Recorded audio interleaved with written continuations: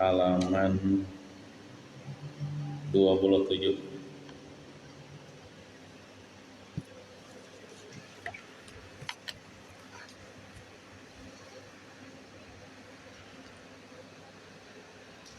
Baris ke-7 dihitung mulai bawah, halaman 27.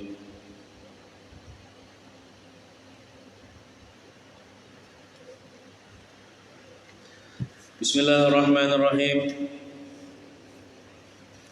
Wa qala hafizahullah ta'ala. Apa aja perbedaannya antara rahimahullah ta'ala lawan hafizahullah ta'ala? Kalau rahimahullah ta'ala itu biasanya pengarangnya ini atau penulisnya orangnya sudah wafat. Misalnya qala al-musannif rahimahullah ta'ala. Adapun hafizahullah ta'ala itu biasanya orangnya masih hidup. Jadi yang menulis ini orangnya masih hidup. Jadi hafizahullah ta'ala, semoga Allah mau menjaga beliau. Kalau rahimahullah ta'ala itu semoga Allah ta'ala mengasih sayangi merahmati beliau. Wa qala hafizahullah ta'ala wa nafa'na bihi wa bi jami' ulumihi fid dharain amin. Para ulama ilmu kalam. Ilmu kalam itu ya ilmu tauhid. Karena banyak pandir ya kalau bicara tauhid ini banyak pandir. Para ulama ilmu kalam telah menyimpulkan bahwa perkara yang harus bagi Allah Ta'ala, maksudnya ada wajib bagi Allah Ta'ala lah, itu pada 8 macam. Pada 8 macam. Yang pertama ijad. Arti ijad itu mengadakan. Contoh mengadakan alam semesta nih. Tuhan harus saja lah ada wajib. Ada wajib bagi Allah Ta'ala. Jadi terserahnya hendak diadakannya, hendak kada diadakannya alam semesta itu terserah Tuhan. Itu harus saja bagi Tuhan. Ijad yaitu mengadakan. Termasuk mengadakan kita nih.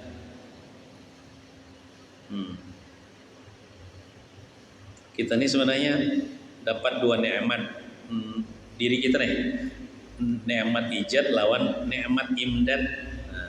Nikmat ijad tuh diadakan awak kita nih, diri kita nih. Diadakan kita. Padahal kita kan kadang-kadang jauh meminta-minta untuk jadikan manusia, ternyata dijadikan sebagai manusia. Nah, kada dijadikan sebagai binatang tak, atau ayam atau kambing tak. Kemudian setelah dijadikan kita sebagai manusia, lalu diberinya nikmat imdad, ya nikmat iman Islam. Nikmat imdad ini kan seberataan diberi orang kafir, ada diberi nikmat iman, nikmat Islam. Kemudian yang kedua, i'dam. Bahasa Arab i'dam itulah artinya meniadakan. Nah itu harus bagi Allah Ta'ala pada wajib. Meniadakan alam semesta, meniadakan kita dan lain-lainnya itu terserah Tuhan. Boleh mengadakan, harus meniadakan. Gitu. Ketiga, takhliq itu menjadikan. Itu harus saja bagi Allah Ta'ala. Ada wajib menjadikan apa Allah. Yang keempat, tarziq, memberi rezeki. Nah, memberi rezeki itu ada wajib bagi Allah Ta'ala. Harus saja. Atau kada memberi rezeki kah ya Allah. Jadi kita tak berdoa-doa, ya Allah minta rezeki Tuhan ada wajib memberi kita rezeki. Ada wajib. Terserah Tuhan diberinya rezeki, mun kada diberinya rezeki lagi mati, terserah Tuhan. Cuma kada wajib bagi Allah Ta'ala. Nah, misalnya kada diberinya rezeki, kada zalim juga Allah Ta'ala. Nomor 5, ihya. Ihya itu artinya menghidupkan, memati. Nah, situ kita ada nomor 6, imat, mematikan. Menghidupkan, mematikan. Setomat mati pilih ayam, kalau setomat hidup. Nah, itu kan hakikatnya Allah Ta'ala ya Allah. Nah, terserah Allah Ta'ala ya Allah. Lampu belen kadang-kadang mati, kadang-kadang hidup. Nah, itu kan gue Allah Ta'ala hakikatnya. Terserah Allah Ta'ala aja. Harus saja bagi Allah Ta'ala. Sama juga menghidupkan kita, mematikan kita nih. Kada wajib, harus saja. Ihda memberi petunjuk.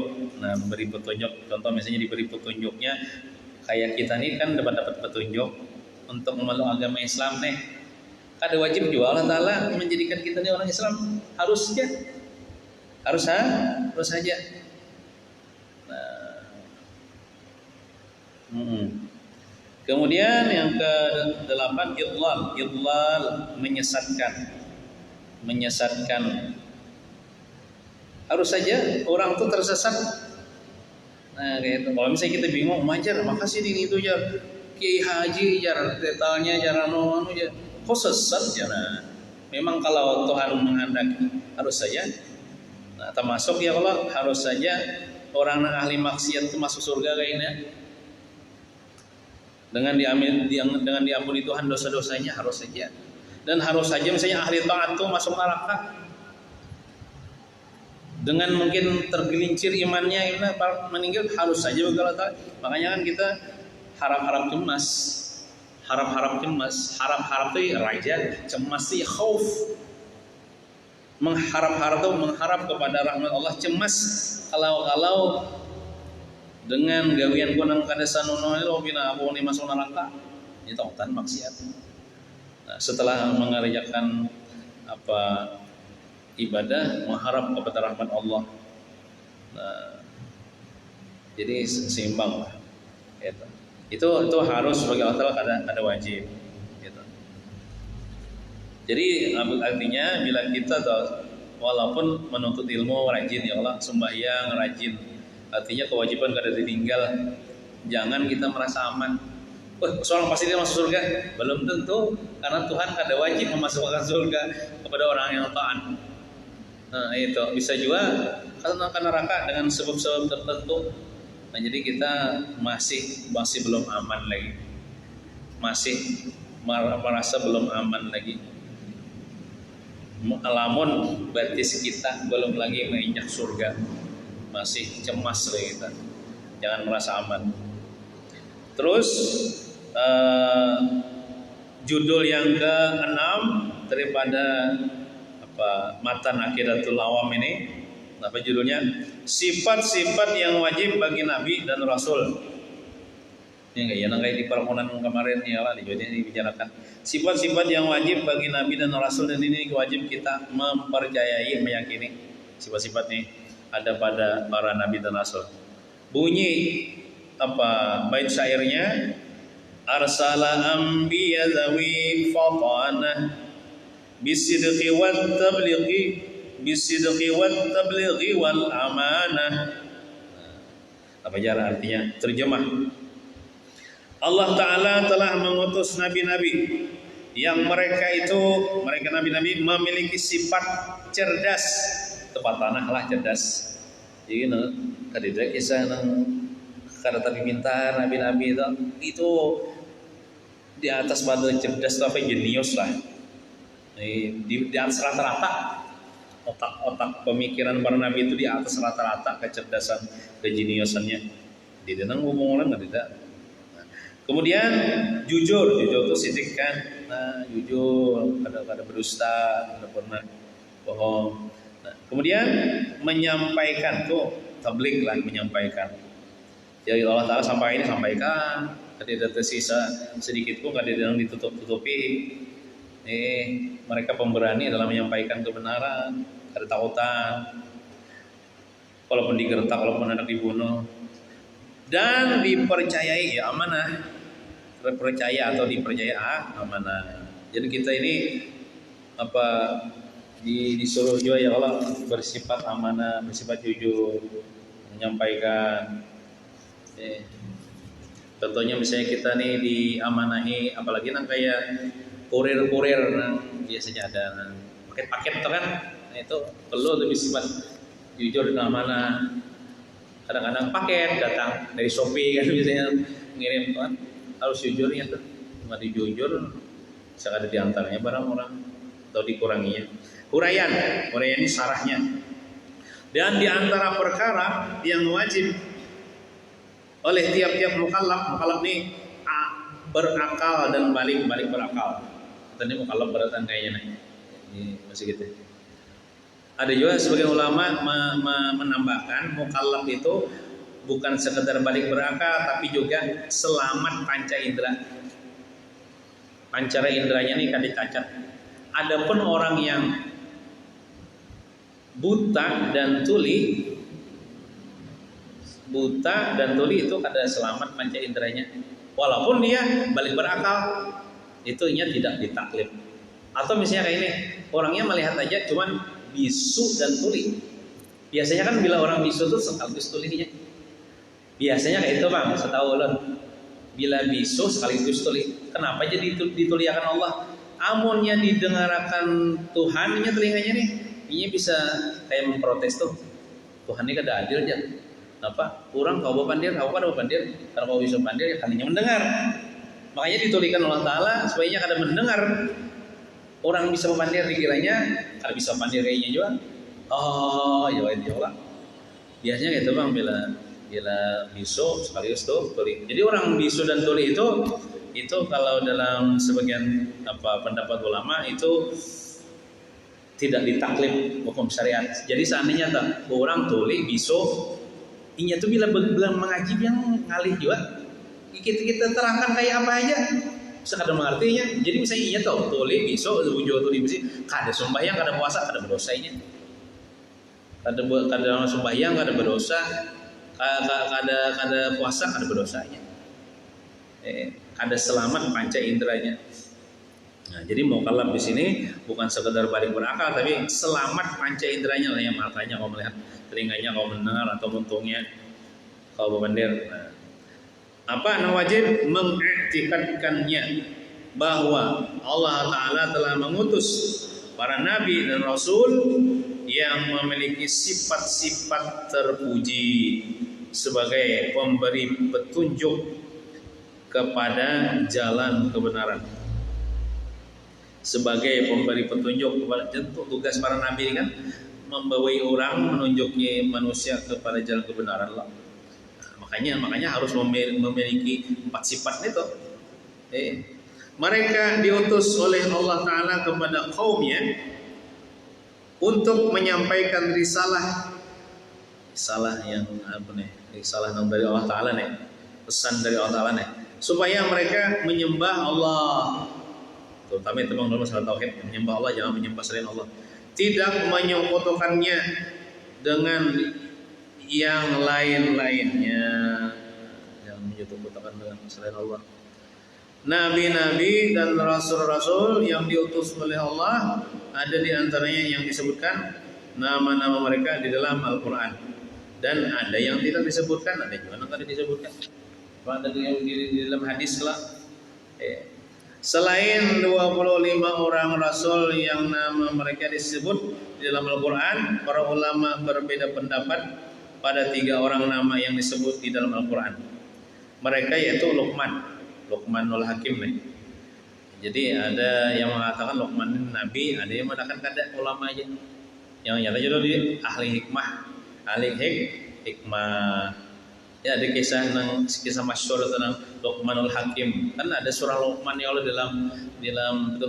dalam Al-Qur'an. Sini menasihati anak Sirin. Ya bunayya la tusyrik billah, wahai anakku jangan menyekutukan Allah. Jangan lagi wasiat Sirin kepada anak Sirin tah.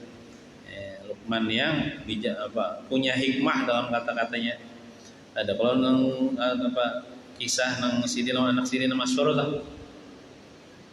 Nang selalu disalahkan orang tah. Sidin ini kuda ke keledai kalau lupa guru iklan kuda ke keledai kan keledai Sidin mau keledai tahun anak Sidin dia kita paling lah.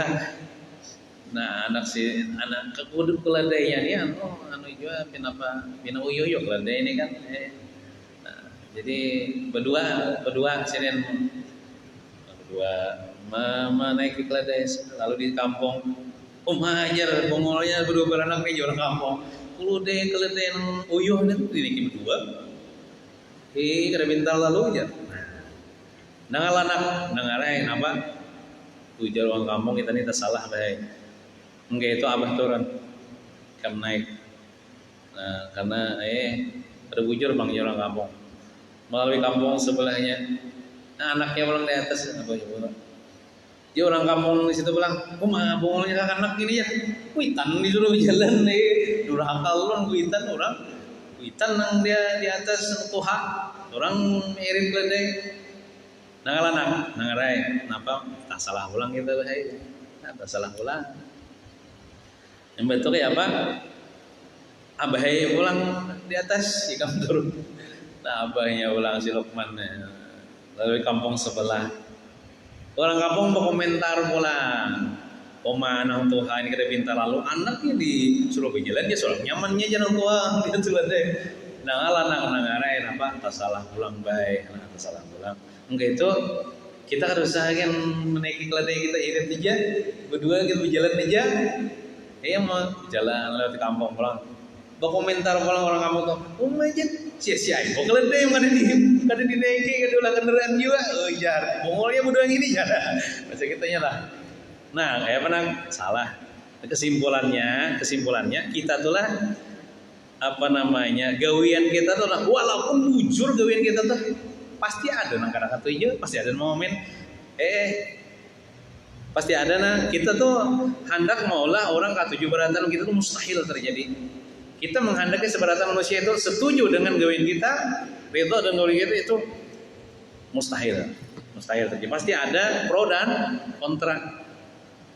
Ya, tapi apabila kita lurus saja gawian kita ini menurut syariat, walaupun banyak yang menyambati mengomentari kan Bapak itu la yadurru, ada memberi mudarat juga komentar-komentar orang itu yang penting Allah Taala itu Nabi Muhammad itu selesai. Walaupun seberatan orang kada ketujuh. Nah, jadi kesimpulannya sebagai apapun kita pasti ada penilaian buruk di mata orang yang benci. Iya. Nabi Muhammad tuh orang yang paling suci, orang yang paling benar perkataannya, akhlaknya, orang paling suci, orang paling yang maksum. Mulai sidin anggaplah diangkat jadi nabi sampai sekarang itu banyak yang membuli, banyak yang menghina, banyak yang mencaci, terutama orang-orang kafir banglah, orang-orang munafik. Sampai sekarang kan ada bambihan, apa kali kita nabi kada, wali kada, pendosa. Jadi biasa aja gitu nah. Biasa aja, pasti ada yang benci, pasti ada yang ketujuh. Cuman kalau orang benci itu kita yakin inya tuh kada memudaratkan juga. Sambatannya hiri dengkinya tuh kadang-kadang sampai juga ke kita. Kalau Allah Ta'ala tidak mengizinkan, nah, gitu. Malah orang hiri dengki itu nang moyohi dirinya sendiri gitu nah. Memikirkan kita misalnya dapat nikmat, kita nyaman guring, inya kada tahu guring memikirkan kita nyaman kita lah. Gitu. Terus mana tadi? Jadi Luqman tadi itu ada beda pendapat ulama, ada mengatakan Nabi, ada mengatakan ulama aja. Al-Uzair juga ada yang mengatakan Nabi, ada yang mengatakan ulama aja. Kalau orang-orang Yahudi itu malah salah. Uzair ibnullah aja. Uzair anak Allah. Itu orang Yahudi. Ada kalau dalam Al-Quran tak? Uzair anak Allah. Itu tak salah benar tuh. Walaupun niatnya memuliakan, cuman memadahkan anak Allah salah. Tapi kalau orang Nasrani, Al-Masihu ibnullah, Nabi Isa anak Allah, itu orang Nasrani itu. Nah, dan Zilqarnain dalam surah Kahfi itu adalah kisah Zilqarnain, itu seorang, ada yang mengatakan Nabi, ada yang mengatakan ulama. Ada beda pendapat ulama. Terdapat perbedaan pendapat beberapa jumlah nabi-nabi dan rasul-rasul yang telah diutus Allah. Menurut pendapat yang masyhur, riwayat dari Ibnu Mardawaih, Ibnu Mardawaih dari Abu Dzar Al-Ghifari. Nah, Abu Dzar Al-Ghifari ini anak Uji lah, artis lah. Abu Dzar Al-Ghifari radhiyallahu anhu, sahabat Nabi. Jumlah keseluruhan Nabi adalah 124.000 orang. Itu Nabi lah. Nabi aja bukan Rasul. Nah, dan jumlah Rasul adalah 313 orang. Ini aja kayak ini, bila Rasul tuh pasti Nabi. Kalau Nabi belum tentu Rasul ya. Nah, di Kebeta mengatakan. Imam Al-Bajuri mengatakan jumlah mereka tidak terbatas. Nah, kalau Imam Al-Bajuri mengatakan ada terbatas banyak, benar ya kalau jumlah mereka itu. Nah, cuman kita nang wajib nang mengetahui itu nang 25 lah. 25. Wajib hafal juga. Misalnya kan hafal, Bang. Asal ditakoni orang aja bisa menjawab. Ada Bapak? Gaya ulun dah takoni sebut Bang 25 nabi secara berurut atau paling-paling cuma 25 bisa kan hafal orang. Tapi lah mau ditakoni Musa siapa? Nabi. Nah bisa aja Isa Bang. Nabi. Anang Bang. Nah lain. Nah bisa kan membedakan lah. Lain Nabi Anang. Utuh Bang lain. Udin lain. Kalau Ibrahim Nabi. Nah bisa membedakan lah. Ditakoni orang. Kayak di kampung nih lah. Di kampung nih ulun kan dah hafal. Orang-orang kampung ini kan dah hafal. Tapi bila ada tamu, orang silan Bang nih. Nah. Amun hafal, baitnya, amun hafal baitnya, nah mesti ada hafal baitnya, jadi nang kayak orang selani orang kan hafal, kecuali Pak Manado hafal, Manado bila begakan Saul sampai di sini satu persatu, kalau orang kayak ulun kan pendatang ya kan hafal, tapi bila tetamu orang di sini tetamu di pasar atau orang, nah Manado nih orang selan nih, memang nggak ada hafal jumlahnya. Atau misalnya tahu aja orang silang tapi kelihatan pengarang, ada tahu pengarang sidin bisa aja gitu. Ya. Jadi yang penting kita bisa membedakan yang mana nabi mana yang lain. Walaupun misalnya kadang kau menyebutkan secara satu persatu yang 25 tadi. Firman Allah Taala, wa rusulan qad qasasnahum 'alaika min qabl wa rusulan lam naqsus 'alaik. Surah An-Nisa ayat 164. Artinya, dan sebagian rasul-rasul itu telah kami ceritakan kepada engkau wahai Nabi Muhammad sebelumnya. Nah, sebelum ikam ini kan banyak nih para rasul kami kisahkan juga. Nah, dan sebagian rasul-rasul itu tidak kami ceritakan kepada engkau wahai Nabi Muhammad. Jadi ibaratnya tuh banyak banget Nabi dan Rasul-Rasul nih ya Allah yang diceritakan ada kepada Nabi Muhammad dan yang kada diceritakan ada juga. Nah, banyak benar dah. Nah, ingin sedikit lah. Wallahu a'lam bissawab. Mudah-mudahan kita sebenarnya diberikan keselamatan dunia wal akhirah. Amin ya rabbal alamin. Sallallahu ala sayyidina Muhammadin wa ala alihi washabihi wasallam. Alhamdulillahi rabbil alamin. Al-Fatihah. A'udzu billahi minasy syaithanir rajim. Bismillahirrahmanirrahim. Alhamdulillahi rabbil alamin arrahmanir rahim maliki yaumiddin. Iyyaka na'budu wa iyyaka nasta'in ihdinas siratal mustaqim. Siratal ladzina an'amta 'alaihim ghairil maghdubi 'alaihim waladdallin. Amin. Bismillahirrahmanirrahim. Alhamdulillahi rabbil alamin. Wassalatu wassalamu ala asyrafil anbiya wal mursalin sayyidina wa maulana Muhammadin wa ala alihi washabbihi ajmain. Allahumma arzuqna al-ikhlas fi talabil ilmi wa fi nashrihi wa fi jami' at-ta'ati wal ibadah bi rahmatika ya arhamar rahimin. Allahumma ij'alna minal ulama'il 'amilin bi 'ulumihim bi rahmatika ya arhamar rahimin. Rabbana atina fid dunya hasanah wa fil akhirati hasanah wa qina adzabannar. Sallallahu ala sayyidina Muhammadin wa ala alihi wa sahbihi wa sallam. Alhamdulillahi rabbil alamin. Taqabbalallahu minkum.